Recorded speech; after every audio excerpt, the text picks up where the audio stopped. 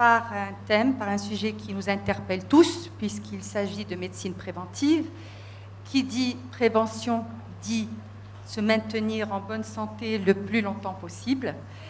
Et aujourd'hui, il est vrai qu'avec l'allongement de la durée de vie d'un côté, mais paradoxalement et parallèlement, les stress, les multiples stress, les agressions chimiques, physiques, psychologiques auxquelles on est soumis, et bien évidemment, nous avons intérêt à garder un corps sain avec un équilibre de notre mental et de notre physique. Notre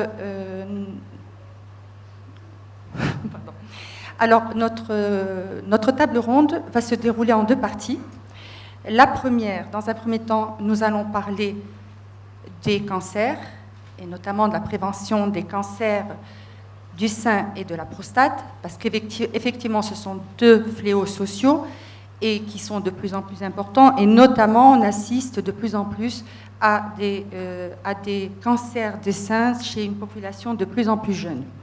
Donc, pour nous donner de plus amples informations, nous avons le grand bonheur de recevoir de nouveau parmi nous Monsieur le professeur Henri Joyeux, qui est chirurgien, cancérologue, enseignant à la faculté de médecine de Montpellier et qui est de plus en plus expert en matière internationale, en matière de tout ce qui est nutrition et prévention.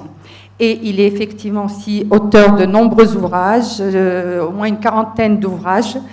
J'ai eu l'occasion de lire un des derniers ouvrages de monsieur le professeur Joyeux qui s'appelle « Changer d'alimentation ». Je vous en parle parce que malheureusement, nous sommes un petit peu réduits au niveau du temps.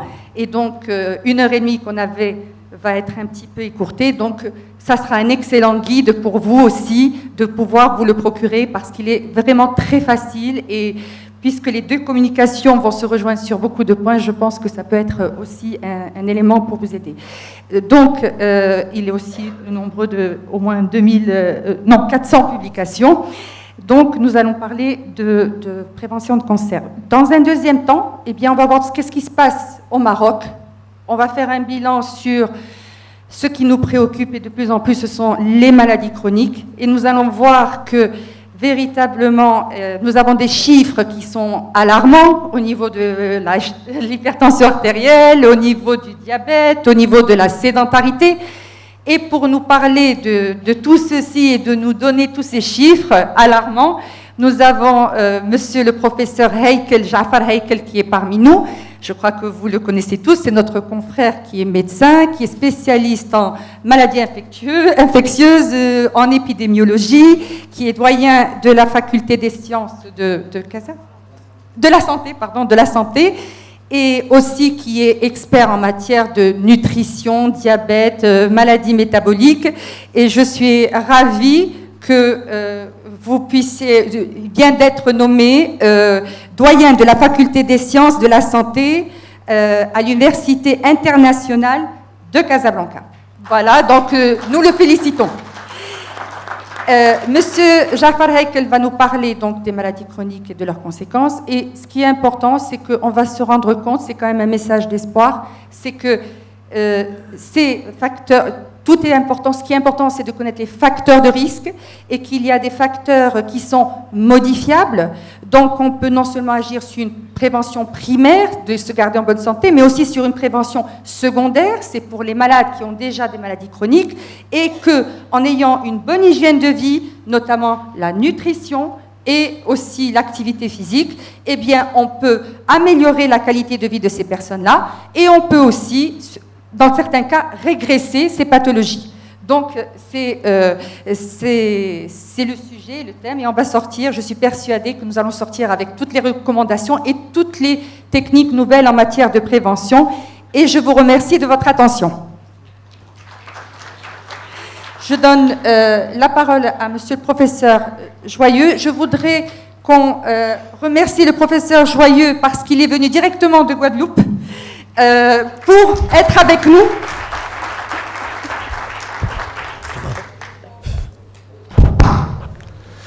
Eh bien, merci beaucoup Salma, et je suis très heureux de retrouver mon collègue ici, puisqu'il y a à peu près un mois, nous étions encore ensemble à Marrakech dans un congrès des internes du résidanat de Marrakech sur tous les aspects de la prévention.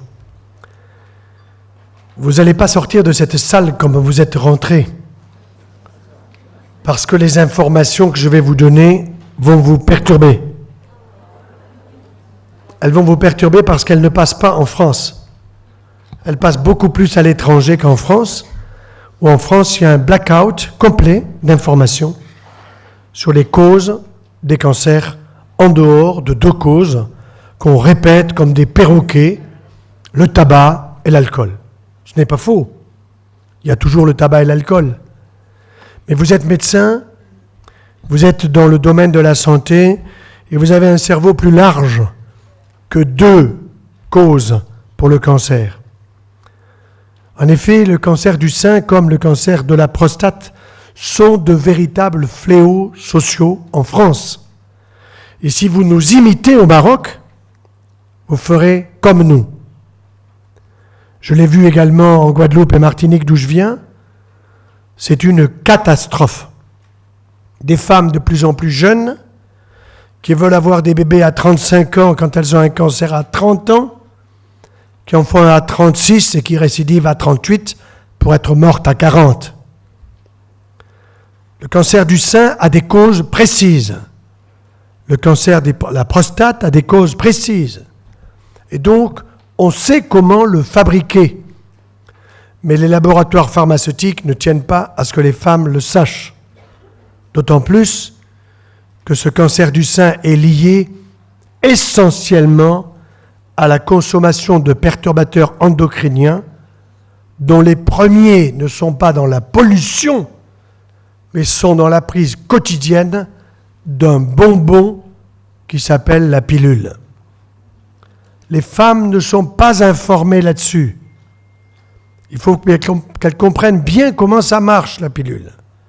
C'est un comprimé que l'on prend par la bouche, qui descend dans l'estomac, dans l'œsophage, qui va descendre donc dans le tube digestif, et là qui va passer par la barrière du foie.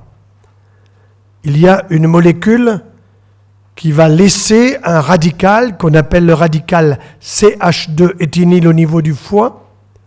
Ce radical est toxique pour le foie. Ensuite, l'hormone va partir vers le poumon, le cœur, et va redescendre vers les ovaires à une dose qui est 20 à 50 fois celle fabriquée par les ovaires. Car si vous voulez avoir un effet contraceptif, je suis désolé, c'est comme ça, il faut des doses énormes d'hormones pour bloquer les ovaires de la femme, lesquels deviennent atrophiques, atrésiques. La moyenne de consommation en France était 11 ans. Elle vient de passer à 18 années. Ce sont des doses monumentales. Et quand vous voyez une femme jeune aujourd'hui arriver avec un cancer du sein et que vous lui dites « Madame, pourquoi vous pensez que vous avez un cancer du sein ?» Elle vous répond « le stress ». Le stress de la semaine dernière, le stress du mois dernier, le stress de l'année d'avant, le stress de ci, le stress de ça. Oui, il joue un rôle, mais il ne suffit pas à initier des cellules mammaires pour qu'elles deviennent cancéreuses. En effet, lorsque vous êtes, mesdames, à la puberté, vous n'avez pas de seins encore. Les seins vont se construire avec quoi ? Tout simplement parce que votre alimentation va fabriquer des hormones qui seront elles-mêmes fabriquées par vos ovaires, estrogène d'abord pour fabriquer la glande mammaire, puis progestérone pour fabriquer le cycle mensuel et menstruel. Tout cela est normal. Mais évidemment, ce que l'on veut aujourd'hui, c'est une véritable égalité entre l'homme et la femme. Alors si l'homme n'a pas de règles, pourquoi la femme aurait des règles ? Et donc on a trouvé la meilleure solution. Et la meilleure solution, c'est de donner la pilule en continu. Et les nouvelles pilules qui arrivent actuellement en Europe, qui arrivent de Scandinavie et d'États-Unis, s'appellent, pour simplifier, Seasonelle. Seasonelle, ça veut dire saisonnière. C'est-à-dire que vous allez prendre la pilule pendant 83 jours consécutifs. Vous allez l'arrêter 7 jours. les taux hormonaux vont chuter et vous aurez alors, naturellement, des règles artificielles l'été, l'hiver, l'automne et le printemps. Mais les laboratoires ont déjà réfléchi à l'avenir, considérant que vos mères avaient les règles et vos grands-mères avaient l'accouchement douloureux. Et puis il y a accouchement sans douleur, ça c'est une expression d'homme. Et puis il y a eu la disparition quasiment des règles. Alors on va les laisser d'abord par saison et puis on va les faire disparaître en donnant la pilule en continu. C'est une catastrophe absolue que l'on nous prépare. Mais les laboratoires s'en foutent parce qu'ils ont des anti-hormones. Et quand on soigne une femme d'un cancer du sein, on lui dit « Madame, je vais vous donner un traitement hormonal. » Mensonge. C'est un traitement anti-hormonal. Il s'appelle anti-estrogène. Nolvadex, tamoxifène, tamophène. 20 mg par jour. Absolument pas certain d'éviter une récidive, mais par contre, certains dans les 5 ans de risquer de vous donner un cancer de l'utérus. Si vous trouvez logique qu'il y ait un traitement qui protège du cancer du sein, mais qui en même temps vous propose un cancer à l'utérus, alors pour moi, il faut refaire les études. Le sujet est majeur, parce que si encore c'était des femmes de 80 ans, on pourrait dire qu'elles ont fini leur vie. Mais non, c'est pas ça. On prescrit en France la pilule dans les écoles, n'importe comment, à des petites de 13 ans ou de 14 ans, alors que les parents ne sont pas au courant. Elles prennent ça comme des bonbons sans rien comprendre sur ce qui se passe. Et on voit d'abord des nodules, fibroadénomes, qui sont des tumeurs bénignes du sein, qu'il faut enlever à 16 ans, à 18 ans, à 20 ans, sous anesthésie locale parce qu'on a peur de la transformation en cancer du sein. On ne dit pas à la femme que l'allaitement maternel protège du cancer du sein. On ne dit pas à la femme que la grossesse protège du cancer du sein dans la mesure où elle est autour de la trentaine. On avait calculé 26 ans, ok, on n'est pas à 2-3 ans près. On ne dit pas à la femme que le tabac augmente les risques de cancer du sein. On ne dit pas à la femme que le surpoids augmente les risques de cancer du sein, que l'obésité augmente les risques de cancer du sein, que l'hypertension artérielle augmente les risques, que le stress augmente les risques. On ne lui laisse que le stress. Pour se déculpabiliser, moi je vous dis que nous médecins, nous sommes responsables du cancer du sein en Europe et dans le monde. Quand j'étais jeune chirurgien, nous avions 7000 nouveaux cas de cancer du sein en 1975 en France. Nous avons aujourd'hui les mêmes moyens diagnostiques. 60 000 nouveaux cas. 11 500 morts par an de femmes de plus en plus jeunes que l'on pleure amèrement, sans leur expliquer le pourquoi, mais elles le comprennent malheureusement trop tard. Alors vous me direz, il y a la génétique, c'est vrai. BRCA1 et BRCA2.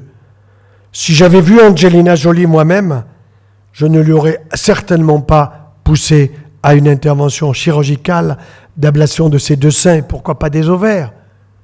Je lui aurais simplement évalué ses risques. Fumez-vous, madame? Prenez-vous des traitements hormonaux? Quel traitement hormonal prenez-vous? Et depuis quand? Et combien de temps? Et quel est votre stress? Tout ça, j'aurais apprécié dans une consultation humanisante pendant peut-être 1 heure, peut-être plus s'il le faut, pour la revoir et la revoir, sans faire une multiplication de mammographie qui en plus augmente les risques de cancer du sein. Moi, je sais comment ne pas avoir un cancer du sein. Je le sais parfaitement. Et je le fais passer aux femmes de mes collègues, gynécologues parfois, qui ne sont pas contents de mon discours. Mais moi, mon sujet, ce n'est pas mes collègues. Mon sujet, ce sont les malades. Alors, le problème de la prostate, il nous relie au sein. Pourquoi? Parce que la prostate, elle est au sein ce que l'homme, et la prostate de l'homme est à l'homme ce que le sein est à la femme. C'est une évidence. Et nous voyons aujourd'hui des couples atteints. On voit le couple, madame a le cancer du sein, 5 ans plus tard, monsieur a le cancer de la prostate. On est obligé de dire à leur femme, faites surveiller votre mari. Faites surveiller votre mari. Il ne veut pas, c'est pas bien compliqué, un PSA, ça ne veut pas dire prostatique spécifique antigène, ne veut pas dire Peugeot Citroën, mais veut dire prostatique spécifique antigène. Et l'important, c'est le delta de différence en une année. Et c'est très important à suivre. J'en ai 5 cas dans ma propre famille. Aujourd'hui, 70 000 nouveaux cas de cancer de la prostate en France. Pourquoi ? Tabac, surpoids, manque de sport, pas d'activité physique. Ah, docteur, j'ai été international de rugby. Donc, il considère qu'il est sportif à vie parce qu'il regarde les matchs à la télé. Vous comprenez ? Eh non. Il pèse 100 kilos, 90 kilos. Il devrait en peser 75. Voilà. Et ce gras, chez l'homme comme chez la femme, ce gras, il est cancérigène. Il transforme des hormones saines en hormones cancéreuses et la prostate est éminemment hormonodépendante. Hormonodépendante, mais aussi facteur de croissance dépendante. Or, où sont les facteurs de croissance dans notre environnement ? Ils sont dans notre environnement alimentaire. Et là, vous allez voir et comprendre. Les produits laitiers. Le lait de la maman pour son bébé ne donnera jamais de cancer. C'est une protection fabuleuse de l'immunité de l'enfant. Par contre, le lait de la vache d'aujourd'hui, sous quelque forme que ce soit, 98% des 24 milliards de litres de lait aujourd'hui, 98% des 24 milliards de litres de lait en France passe à ultra haute température. Ça veut dire quoi ? Choc thermique de 3-4 secondes à 140 degrés. Vous détruisez les germes, c'est exact, mais vous ne détruisez pas les facteurs de croissance. Il y en a 3. IGF, Insulin Growth Factor, EGF, Epidermal Growth Factor, TGF, Transforming Growth Factor. Ces facteurs de croissance sont des formules chimiques solides. C'est leur rôle, très solide, avec des ponts disulfures de molécules de sulfure qui sont pontées les unes aux autres. Le TGF en a 9, le GF en a 4, l'IGF en a 3. Mais évidemment, ces facteurs de croissance, on ne vous le dit pas, vous les consommez quand vous prenez le yaourt, le lait, le fromage, la crème glacée, la béchamel et compagnie. Or, nous les connaissons bien, nous cancérologues, les facteurs de croissance, puisque les nouveaux traitements du cancer sont quoi ? Des antifacteurs de croissance. Donc, on vous en laisse consommer. Et puis on vous dit, si vous faites un cancer du sein métastatique, prostate métastatique, du pancréas, du côlon, du foie, on vous donnera des antifacteurs de croissance. Mais moi, je n'en veux pas. Donc si je ne veux pas d'antifacteurs de croissance, je ne prends pas de facteurs de croissance. Et c'est pour cette raison que je disais à Michel Drucker dans une émission où il m'invitait à Vivement Dimanche, concernant les yaourts, je prescris le yaourt la veille du départ dans l'au-delà. Et lorsque mon épouse m'en offrira un, je comprendrai que c'est le départ demain matin. Non pas que le yaourt me tue, c'est pas ça que je veux dire, mais c'est un cadeau, parce que ça a bon goût, parce que je ne le mastique pas. Mais je n'ai pas besoin de ces facteurs de croissance. Et si vous voulez avoir une prostate de veau de 100 millilitres, ne vous inquiétez pas, gavez-vous de produits laitiers. En quelques années, vous allez avoir une prostate de veau. Vous lèverez la nuit 5 ou 6 fois. Votre femme vous dira que c'est 10 fois. Voilà. Tout simplement, vous allez avoir des organes qui vont augmenter en volume, car vous prenez une alimentation qui n'est pas destinée à l'humain. Alors évidemment, les lobbies des produits laitiers sont inquiets de mon discours. Mais il y a de quoi. Et je leur ai dit des choses intéressantes pourtant pour leur propre recherche. Je vais vous faire un petit parallèle et je vais conclure là-dessus. Je prépare un livre sur la maladie d'Alzheimer dont le titre s'appellera Parkinson ou Alzheimer. Parkinson ou Alzheimer, vous avez le choix. Préférez lequel? Donc je vais vous aider à en avoir un. Eh bien, un des éléments de prévention qui serait intéressant, c'est de repérer les 7 facteurs de croissance neurotrophique qui sont présents dans le lait de la maman humaine pour son bébé, qui sont destinés à la croissance du cerveau, du système nerveux central de cet enfant, qui fait qu'un an après, cet enfant parle, est adroit, intelligent, reconnaît, mémorise, etc., ce que n'est pas capable de faire le veau, bien entendu. Or, il faudrait qu'on puisse extraire des produits laitiers, du lait maternel, ces facteurs de croissance qui, j'en suis convaincu, pourraient avoir une efficacité chez les personnes âgées qui commencent à perdre leur mémoire, car là, c'est un facteur de croissance à effet neurotrophique. À effet neurotrophique. Alors, on pourrait encore parler très longuement de nos habitudes alimentaires. Or, nos habitudes alimentaires aujourd'hui, méfiez-vous, elles sont très dépendantes de la télévision. Et donc, tant que les publicitaires n'auront pas compris qu'ils sont en train de nous tromper avec tout simplement leur publicité, eh bien, tout ce que vous dit la publicité concernant la nutrition, c'est formidable, c'est ce qu'il ne faut pas acheter. Là, au moins, vous savez où vous en êtes.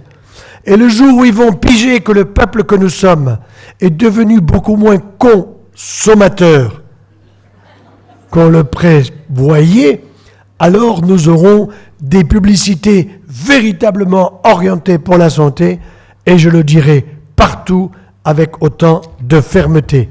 Je vous en remercie. Merci, monsieur le professeur Joyeux. On continuerait volontiers, mais si vous voulez bien, on passera aux questions après l'intervention du professeur Heikel. Ça sera mieux? Allez, je pense que ça...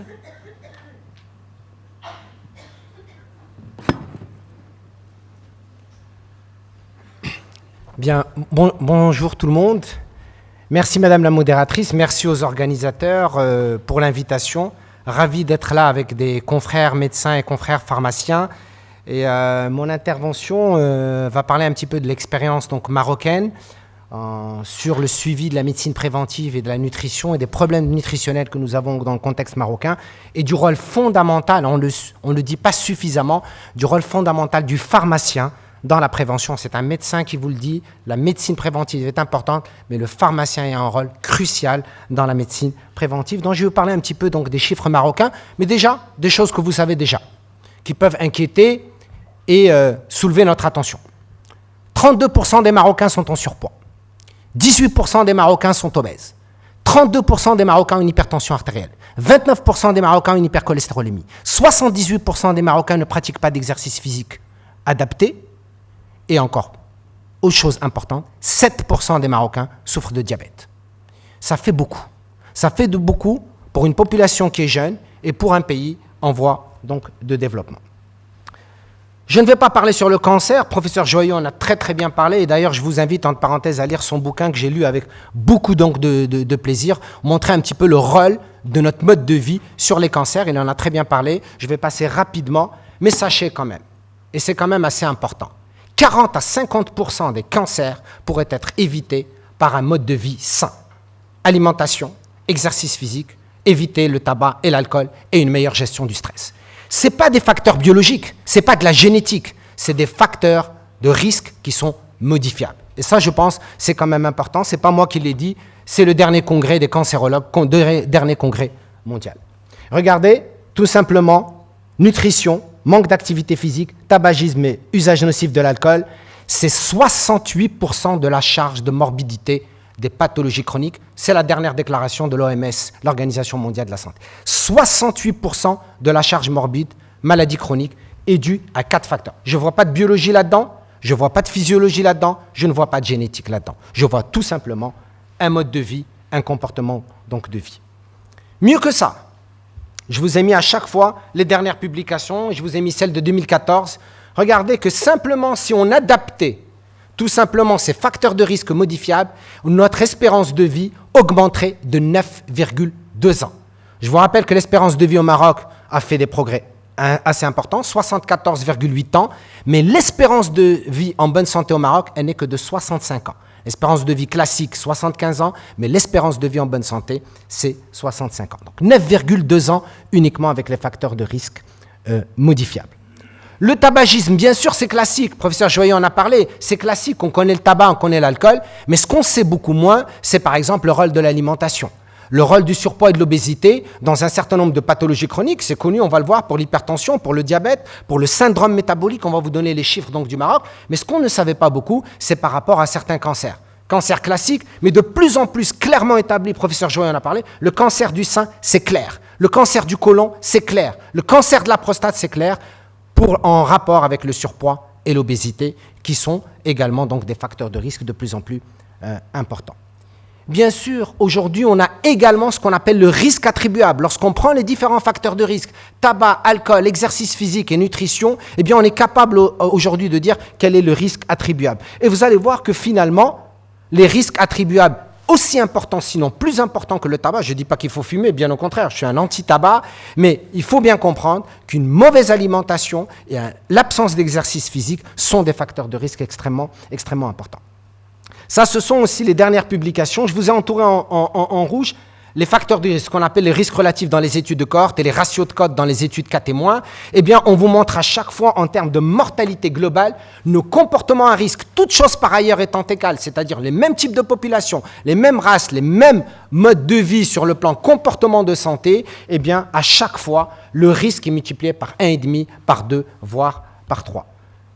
Là aussi, hommes-femmes, en fonction de l'âge, et vous avez, est-ce qu'on mange fruits et légumes ou non? Est-ce qu'on mange de la viande rouge ou non? Est-ce qu'on mange correctement ou non? Est-ce qu'on mange rapidement ou non?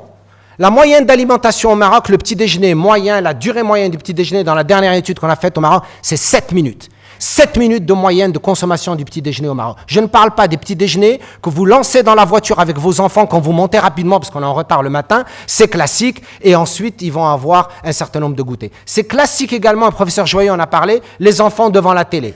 Vous savez qu'un enfant qui mange devant la télé, son centre de satiété, il est inhibé, il a 2,5 fois à 3 fois plus de chances d'être en surpoids ou obèse à l'âge de l'adolescence. Aujourd'hui, nos enfants, le seul exercice physique qu'ils savent faire, c'est la PlayStation et zapper la télé. Et donc ça, c'est aussi, vous allez voir les résultats, ce sont donc des facteurs de risque assez importants. Vous prenez tous les facteurs de risque ensemble et vous voyez qu'on a un risque très important de mortalité, toutes choses par ailleurs étant égales. On parle de l'inactivité physique, je vous ai dit, 78% de la population marocaine ne pratique pas d'exercice physique régulier. Je n'oserais pas vous demander dans la salle combien parmi vous faites de l'exercice physique régulier, c'est-à-dire un minimum de 3 heures par semaine. La réponse est classique. Tous les pharmaciens vont me dire, vous vous rendez compte, on n'a pas le temps. Tous les collègues médecins, j'ai pas le temps. Tous les cadres, j'ai pas le temps. Tous les enseignants. Je vous assure, Obama aussi est très occupé. Eh bien, il fait de l'exercice physique aussi tous les jours. On se trouve toujours les meilleures raisons du monde, évidemment.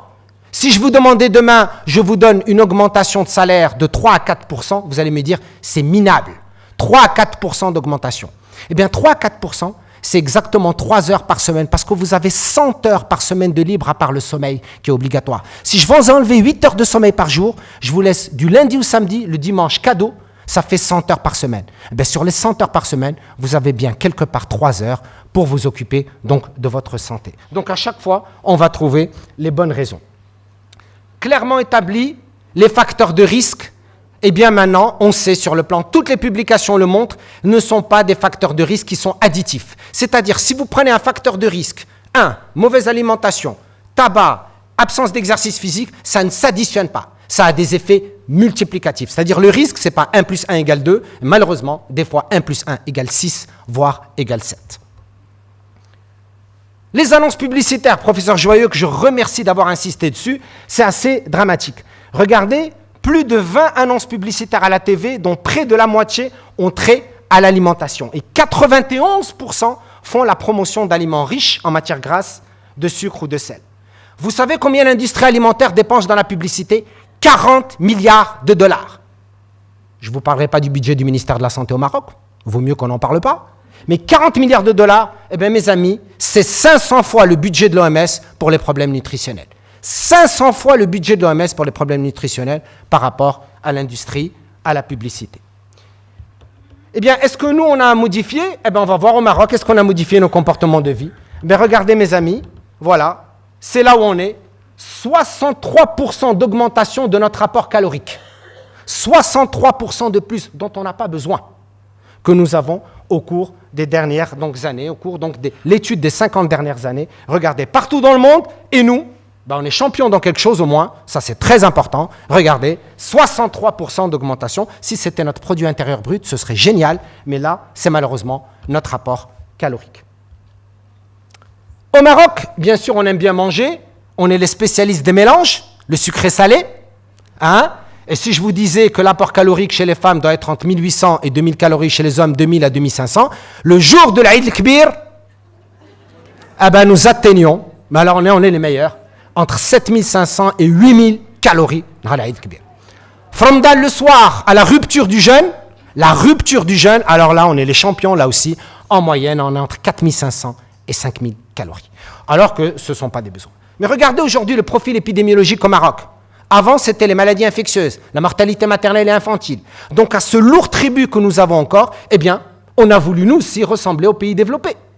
On a voulu également s'occidentaliser. Et au lourd tribut des maladies infectieuses, aujourd'hui, on a les maladies chroniques. Regardez qu'aujourd'hui, au Maroc, la majorité de la mortalité est liée au Maroc aux maladies dites de civilisation, c'est-à-dire les maladies chroniques, hypertension, cancer, maladies cardiovasculaires, maladies métaboliques et particulièrement donc le diabète. Regardez le Maroc par rapport les décès imputables aux maladies non transmissibles. 75% des décès, on est un pays en voie de développement. La logique aurait voulu que nous soyons essentiellement liés aux maladies infectieuses en termes de charge morbide, en termes de mortalité. Ce n'est absolument pas le cas. On se situe parfaitement par rapport aux pays donc développés. Donc nous avons toutes les pathologies dites de civilisation, diabète, vous le voyez tous les jours dans votre pratique, diabète, hypertension, syndrome métabolique, surpoids donc, et obésité. Donc je ne reviendrai pas sur ce que préconise l'OMS pour des pays comme le Maroc, parce que nous sommes dans une situation épidémiologique transitionnelle, en pleine transition épidémiologique, qui est assez importante. On a plein de publications sur l'hypertension au Maroc, vous vous rendez compte? 32% des adultes marocains sont hypertendus. 32%. Mais ce qui est intéressant, et vous pharmaciens, vous le savez certainement, combien nous arrivons à contrôler cette hypertension? Eh bien, les chiffres sont assez alarmants. Si vous voyez combien réellement d'hypertendus sont contrôlés au Maroc, malgré les efforts que font les médecins, que font les pharmaciens, c'est le comportement d'utilisation des services de santé par la population, malheureusement, les chiffres sont très bas. C'est moins de 30% de contrôle de l'hypertension artérielle au Maroc. Et donc, qu'est-ce que ça veut dire? Ça veut dire les complications. Si nous ne maîtrisons pas l'hypertension artérielle, veut dire complications, et donc veut dire une charge économique pour le pays et une charge économique pour les foyers donc, et pour les ménages. Voici un petit peu, regardez, donc, la prévalence dans la dernière enquête du ministère donc, de la Santé, 33% dans l'hypertension artérielle dans certaines zones, le diabète 6,6%, regardez l'hypercholestérolémie, l'obésité et le tabagisme, 17% des adolescents et adultes marocains à partir de 15 ans sont fumeurs. Nous consommons au Maroc 15 milliards de cigarettes par an. 15 milliards de cigarettes par an. Si vous enlevez les ados de moins de 15 ans, vous enlevez un certain nombre de personnes, ça vous laisse la moyenne de consommation par personne. Ça, ce sont les derniers chiffres sur l'hypertension artérielle et le diabète. Ils seront à votre disposition si, bien évidemment, ça vous intéresse. Sur le plan donc, de l'obésité, la moyenne est de 18% dans le contexte marocain, mais nous faisons un split entre les hommes et les femmes. Malheureusement, les femmes sont 2 fois plus obèses au Maroc que les hommes. Si on s'intéresse au milieu rural par rapport au milieu urbain, là aussi, malheureusement, les chiffres sont encore plus élevés. Et si on va plus loin en termes, malheureusement, d'analphabétisme, là aussi, les chiffres sont nettement plus élevé. Donc, malheureusement, les femmes vont subir ce lourd tribut. Je ne parle pas des zones particulières dans les régions marocaines où l'obésité et le surpoids est un signe de beauté, comme par exemple dans la région du Nord où la prévalence du goitre, le goitre est un signe de beauté. Je parle de problématiques de santé et de charges et de risques pour la santé. La dernière enquête qui a été faite, l'enquête nationale population et santé famille qui a été faite par le Haut Commissariat au Plan, elle date donc de 2011. Vous voyez un petit peu la proportion d'individus atteints d'une maladie chronique. C'est-à-dire, on a fait une enquête auprès des ménages, de l'ensemble des ménages marocains, et en moyenne, dans chaque ménage, à peu près un ménage sur 4 ou un ménage sur 5, obligatoirement, il y a une personne qui souffre d'une maladie chronique. Donc, c'est très important dans le contexte marocain. La dernière étude par rapport à l'hypertension dans laquelle le Maroc a participé par rapport aux autres pays, la Tunisie, l'Algérie, les autres pays du Maghreb, montre là aussi que nous sommes en pleine transition épidémiologique, que la prévalence de l'hypertension artérielle, elle est trop élevée dans notre contexte. Ça, on a vu un petit peu la prévalence qu'on appelle les facteurs de risque cardiovasculaires. Là aussi, ils sont extrêmement élevés, malheureusement, dans le contexte marocain à ce jour. Regardez, comparativement, bien entendu, aux autres pays du Maghreb. Je vais passer rapidement sur le rôle des médicaments et ce que ça nous coûte. Vous avez affaire à des patients qui sont AMO, qui sont RAMED, qui ont une assurance donc privée. Ça va vous montrer un petit peu combien ça coûte, combien ça nous revient. Regardez, en termes aujourd'hui donc de charges, c'est en millions donc de dollars, ça fait quand même 364 millions de dollars que ça nous coûte en tant que Maroc, en tant que pays pour les ménages. Je vous rappelle qu'au Maroc, 57% des dépenses de la santé sont supportées par les ménages. Vous le savez en tant que médecin, en tant que pharmacien, que 57%. Si je rajoute la part qui est de la cotisation à l'assurance maladie obligatoire, nous montons à 61%. Les dépenses totales de santé au Maroc, un chiffre important, c'est 48 milliards de dirhams. 48 milliards de dirhams sur cette manne globale, 57% sont supportés par les ménages. Donc ça, je pense que c'est un chiffre qui est important pour vous montrer le rôle des maladies chroniques et l'importance, vous, de votre conseil, l'importance de la promotion et de la prévention donc pour la santé. Regardez, ça, ce sont les chiffres donc de l'AMO. Aujourd'hui, l'AMO, si elle continue comme ça, elle sera automatiquement déficitaire parce qu'elle devra prendre en charge à long terme donc ces fameuses maladies chroniques. Voici un petit peu les ALD, les affections donc de longue durée. Voici ce que ça coûte au contexte et aux Marocains, où déjà, à la base, entre le diabète, l'hypertension et les tumeurs, eh bien, on ne peut plus payer les autres soins de santé.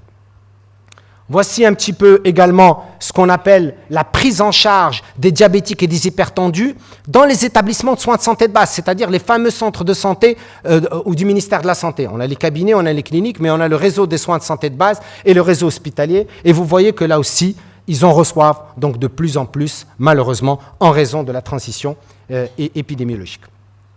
Je passe rapidement les médicaments, vous le savez très très bien, vous le gérez beaucoup mieux que moi, cet aspect, mais c'est une charge énorme si nous prenons que la diabétologie, la cardiologie et bien entendu les conséquences du surpoids et de l'obésité, donc c'est assez terrible. Voilà, ça ce sont les dépenses qui augmentent. Quels sont ce qui est clairement établi? À chaque fois, je vous ai mis les publications. Qu'est-ce qui est clairement établi, à part, évidemment, le comportement alimentaire? Que nous avons changé complètement notre comportement alimentaire, que nous ne mangeons pas très bien, que nous mangeons mal, que nous ne mangeons pas ce qu'il faut manger et que nous mangeons trop. Ça, ce sont des termes qui sont clairement établis. Eh bien, l'activité physique. Là aussi, les preuves scientifiques sont là. L'inactivité physique, regardez, plus 20% de coronaropathie. Toutes choses par ailleurs étant égales. Diabète de type 2, plus 23%. Cancer du sein, plus 5%. Et cancer du côlon, plus 22%. Toutes choses par ailleurs étant égales, uniquement on compare deux cohortes, celles qui ne pratiquent pas d'activité physique et celles qui pratiquent une activité physique. J'ai bien dit activité physique, je n'ai pas dit sport. Parce que tout le monde dit « Oh, sport, je ne vais pas m'enfermer dans une salle ». Je parle de l'activité physique. C'est être capable donc, de marcher au moins une marche soutenue pendant une trentaine de minutes par jour ou au moins 5 jours par semaine, 150 minutes par semaine. Ce n'est pas compliqué, ce n'est pas difficile. Voici encore ce qu'on appelle le risque attribuable de l'inactivité physique. Là aussi, les dernières études, le diabète, le cancer du sein, le cancer du côlon et les décès prématurés. Les pathologies, là aussi, si on voit la morbidité et la mortalité, on rajoute à la mortalité la morbidité, eh bien pour le cancer du sein, on monte à 30% et pour le cancer du côlon, on monte à 50%. Je ne parlerai pas, bien entendu, de l'espérance de vie, du bien-être également, que l'exercice physique joue un rôle extrêmement important dans le bien-être. Alors, toutes les études, je vous les mets ici, toutes les dernières publications qui ont été faites sur mortalité globale, partout démontrent le rôle de l'inactivité physique et de la mauvaise nutrition. Très belle étude également qui a été publiée dans Circulation en 2010 qui montre le rôle du régime alimentaire et de l'activité physique sur un certain nombre de pathologies, sur l'infarctus du myocarde, sur le fait de faire un régime ou non et sur le diabète également. Maladie cardiovasculaire, là aussi clairement établie, toutes les publications donc sont là, toutes les dernières publications scientifiques démontrent que uniquement ces deux facteurs jouent un rôle important. Voilà, maladie cardiovasculaire, voilà, partout. Les cancers, je vais passer parce que professeur Joyeux, on a très bien parlé. L'hypertension artérielle, maintenant je voudrais vous montrer le rôle du surpoids et de l'obésité sur l'hypertension artérielle. Et on va vous montrer une dernière étude qui a été menée à Casablanca sur une cohorte à peu près de 700 personnes. C'est impressionnant. C'est impressionnant, diabète et hypertension artérielle. Toute chose par ailleurs étant égale. Lorsque le diabète, vous avez des chiffres qui sont acceptables. L'hypertension, des chiffres qui sont acceptables. Si vous avez une bonne hygiène de vie, c'est-à-dire une bonne nutrition, on sait ce qu'on mange, quel type de produits qui sont frais, qui sont bio, qui sont bons pour la santé, l'activité physique, on a de meilleurs résultats que pour un certain nombre de thérapeutiques médicamenteuses. On l'a prouvé dans plein d'études entre la metformine, par exemple, et l'activité physique, qu'on a pu réduire chez certains diabétiques le risque d'aller vers le diabète, chez le prédiabète, de 58% le risque de développer un diabète uniquement par une meilleure alimentation et par de l'exercice physique. On a pu démontrer qu'on peut agir sur la systolique et la diastolique, sur la systolique 3.5, sur la diastolique 2.5, uniquement chez des individus à qui on faisait l'exercice physique. Et enfin, on a pu agir, je sais que certaines industries pharmaceutiques ne sont pas contentes quand je parle par rapport au traitement anticholestérol. Le meilleur traitement pour faire augmenter l'HDL, aujourd'hui, c'est clairement démontré, c'est l'activité physique. C'est clairement démontré. Il n'y a pas photo, comme on dit, à ce sujet. Les dyslipidémies, on a toutes les études scientifiques à ce sujet. Je ne reviendrai pas, ce sont certains patients que nous prenons en charge. Et je voudrais revenir sur quelque chose qu'a dit le professeur Joyeux. C'est clairement établi que le surpoids et l'obésité sont en relation avec plusieurs types de cancers. C'est clairement établi sur le plan donc, scientifique. Donc, ce n'est plus un problème d'esthétique. Les patients, on leur dit, quand ils viennent au centre, on leur dit, attendez madame, attendez monsieur, ce n'est pas un problème d'esthétique. Le maillot 2 pièces en été, on s'en occupera plus tard. OK ? Maintenant, c'est les risques santé et aujourd'hui, on est capable, avec les instruments qu'on a, de calculer un risque santé. Rapidement, voilà un petit peu tous les risques. Dans l'étude, et je terminerai par ça, nous avons pris une cohorte donc, de personnes, c'est lesquelles les cardiologues, les diabétologues, les endocrinos, nous ont envoyé des patients ayant oui ou non un syndrome métabolique, ayant oui ou non une hypertension artérielle, ayant oui ou non un diabète. Ceux qui étaient traités, on ne les a pas pris. Ceux qui n'étaient pas traités, où le médecin a considéré qu'ils étaient en pré-diabète ou en pré-hypertension artérielle. On a séparé deux groupes. Dans un groupe à qui on a donné un coaching d'exercice physique et un plan nutritionnel adapté, sain, de type méditerranéen. Et l'autre groupe à qui on a laissé faire ce qu'il voulait. Le type d'exercice physique qu'il voulait, le type d'alimentation. Clairement, les résultats sont là devant vous, ils vont être bientôt publiés.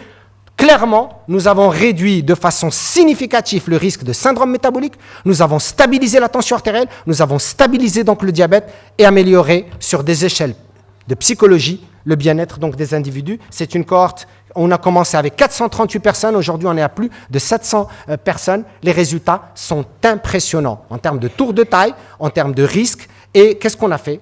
Pour pouvoir rester scientifique, on a fait les prélèvements à T0, à TM1, TM2 jusqu'à TM6 pour voir l'évolution du HDL, du LDL, des triglycérides, de SGPT, des gamma-GT, de la CRP et également donc des triglycérides, au-delà bien entendu de la glycémie à jeun et de l'hémoglobine glyquée.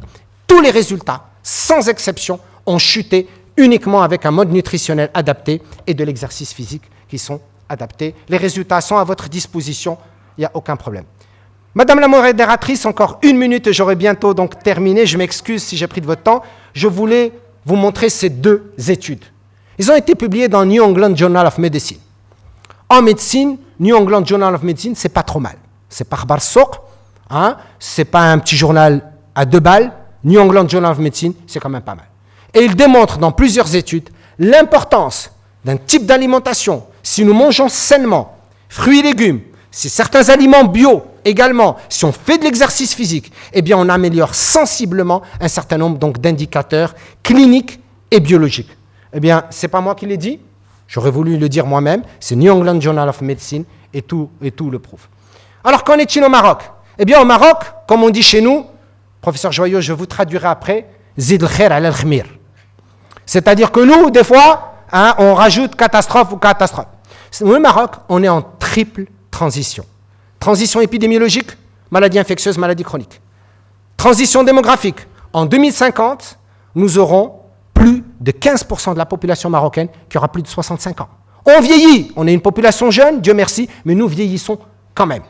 Et la troisième transition, nous sommes en transition comportementale et nutritionnelle. Eh bien, ces trois transitions font en sorte qu'aujourd'hui, nous avons des données épidémiologiques qui montrent que nous avons intérêt, en termes de coûts, en termes de charges pour la société, de faire beaucoup plus de médecine préventive que de médecine curative. Je ne suis pas en train de dire qu'il ne faut pas traiter.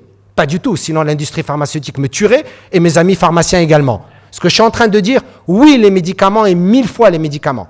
Mais si on peut, en dehors des médicaments également, améliorer et travailler en amont pour que nous puissions en même temps faire du préventif et du curatif, eh bien, on va optimiser la santé des populations parce que je crois, sauf si je me trompe, que nous tous, nous avons à cœur d'améliorer la santé des populations. Et je terminerai par cette citation du JAMA, qui est la référence de la médecine aux États-Unis, et qui dit « Il n'existe aucun médicament actuellement utilisé au potentiel qui offre autant de promesses en ce qui concerne le maintien de la santé qu'un programme d'exercice physique à vie. » Voilà, merci beaucoup.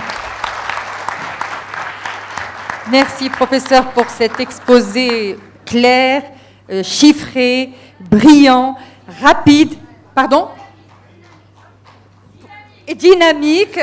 Et puis, je crois que nous aurons beaucoup de questions, mais tout a été dit entre monsieur le professeur Joyer et monsieur le professeur Heikel. Et je tiens à vous remercier d'avoir été très, très dans le timing. Vous avez respecté le timing. Bravo.